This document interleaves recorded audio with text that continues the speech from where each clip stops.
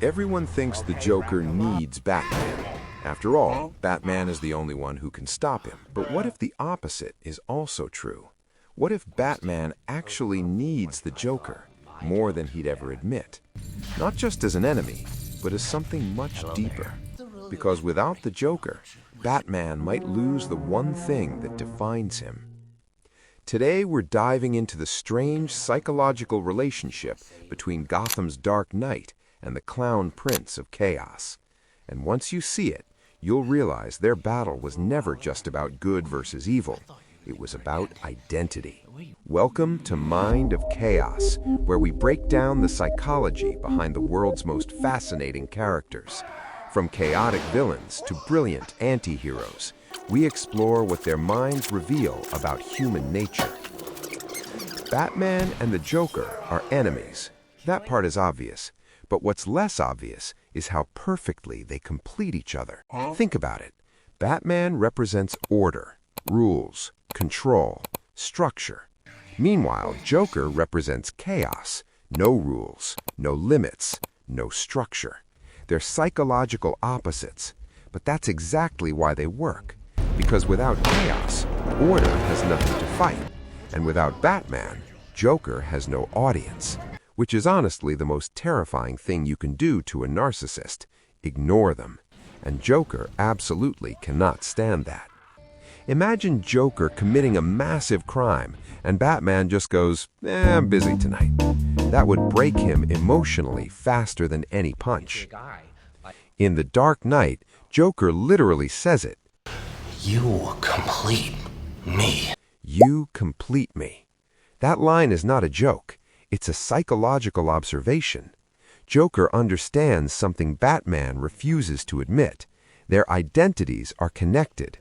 Batman defines himself through his war on crime, but Joker is the ultimate criminal, the ultimate chaos, which means Joker becomes Batman's ultimate purpose. Without Joker, Batman loses his greatest challenge, and without challenges, heroes start questioning themselves.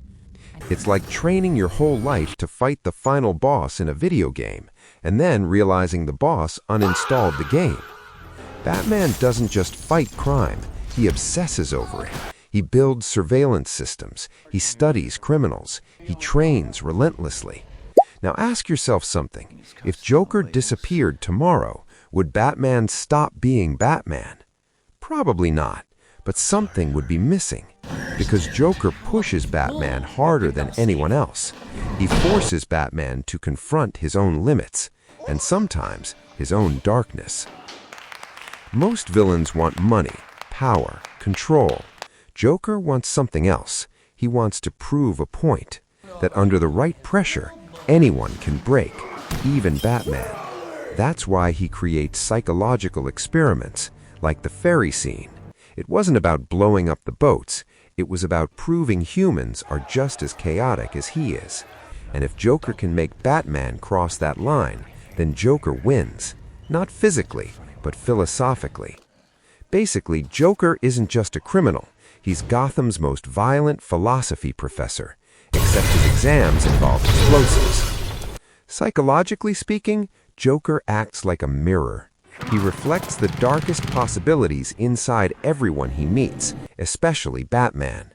Batman sees what he could become if he lost control, and Joker sees what he could have been if he had discipline. They're not just enemies, they're twisted reflections of each other. Here's the paradox. Batman fights Joker to stop chaos, but that fight also keeps Batman's identity alive. Joker fights Batman to prove order is fragile, but that fight also gives Joker meaning. They're locked in a loop.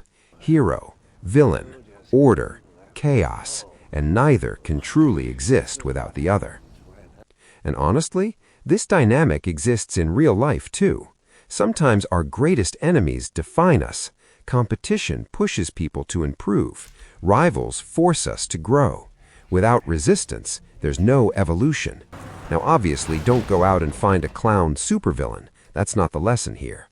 But conflict often shapes identity more than comfort ever will. If you enjoyed this breakdown, hit the like button and subscribe, because on this channel we explore the psychology behind characters who don't just break rules, they break minds. And comment below, which character should we analyze next? Because sometimes the line between hero and villain isn't about who wins the fight, it's about who needs the other to exist. And in Gotham, Batman and Joker might be the most dangerous example of that truth.